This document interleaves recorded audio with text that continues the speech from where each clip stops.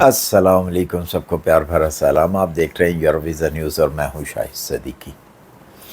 حج، عمرہ، بالکل اللہ تعالیٰ نے جس کو توفیق دی ہے اس کو حج اور عمرہ کرنا چاہیے،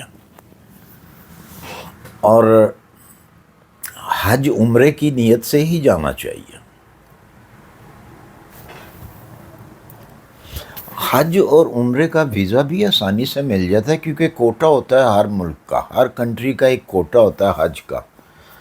تو عمرہ تو چلتا رہتا ہے ہر مہینے، مطلب پورا سال چلتا ہے۔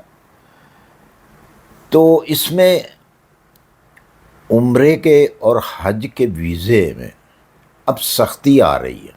کیوں آ رہی ہے سختی؟ کہ ہم لوگ خود جو ہے یہ سختی لے کے آتے ہیں۔ ہم کیوں ایسا کام کرتے ہیں جس سے سختیاں آئیں ہمارے اوپر؟ اب ہر شخص جو ہے وہ عمرہ اور حج کے لیے نہیں جائے گا۔ کیوں نہیں جائے گا؟ کیونکہ کچھ کام اس قسم کے کیے جا رہے ہیں کہ اب سعودی حکومت بھی الرٹ ہو گئی ہے، اور پاکستان کی جو خاص طور پہ امیگریشن ہے وہ بھی الرٹ ہو گئی ہے۔ اگر آپ پاکستان سے نکل جاتے ہیں، آپ کو چھوڑ دیا جاتا ہے کسی بھی طریقے سے، تو پھر سعودی حکومت جو ہے، سعودی امیگریشن آپ کو نہیں چھوڑے گی۔ کچھ دن پہلے دو پاکستانی خواتین جو ہیں کراچی ایئرپورٹ سے گرفتار کی گئی ہیں۔ کیوں کی گئی ہیں؟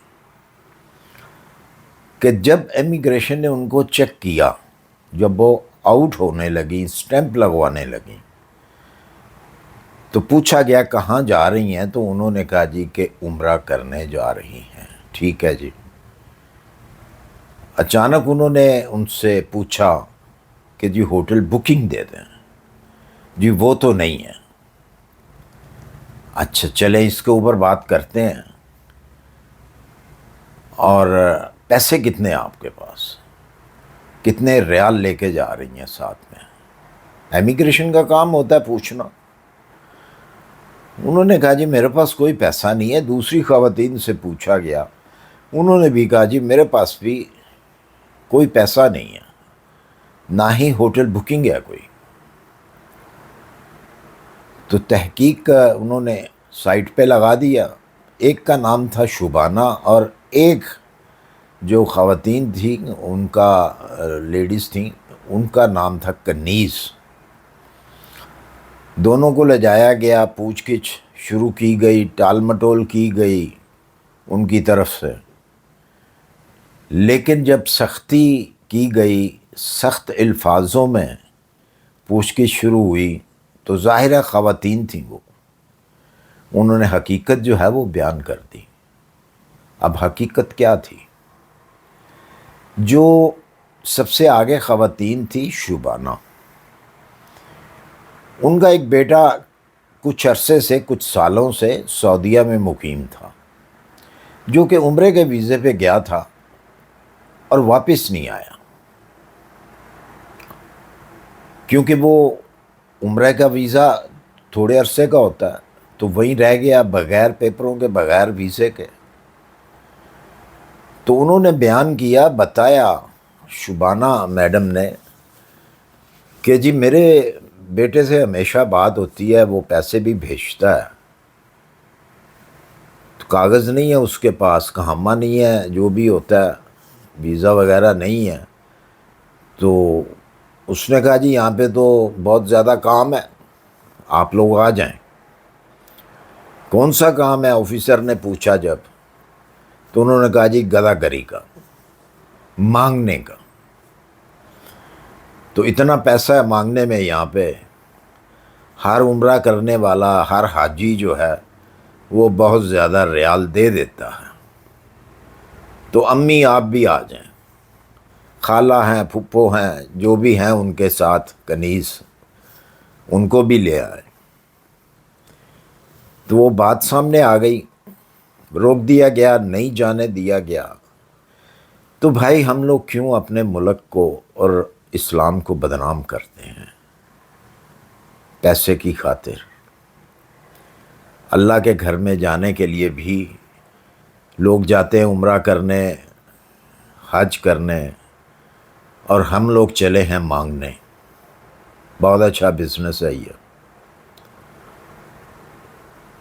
دبئی نے ویزے کے اوپر سختی کیوں کی ہے؟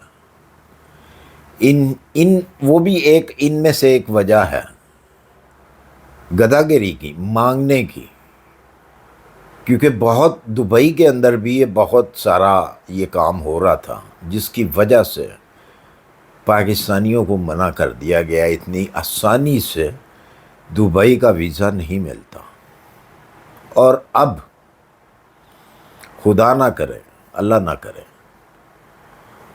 کہ عمرہ اور حج کے لیے بھی آپ کے اوپر سختی کی جائے۔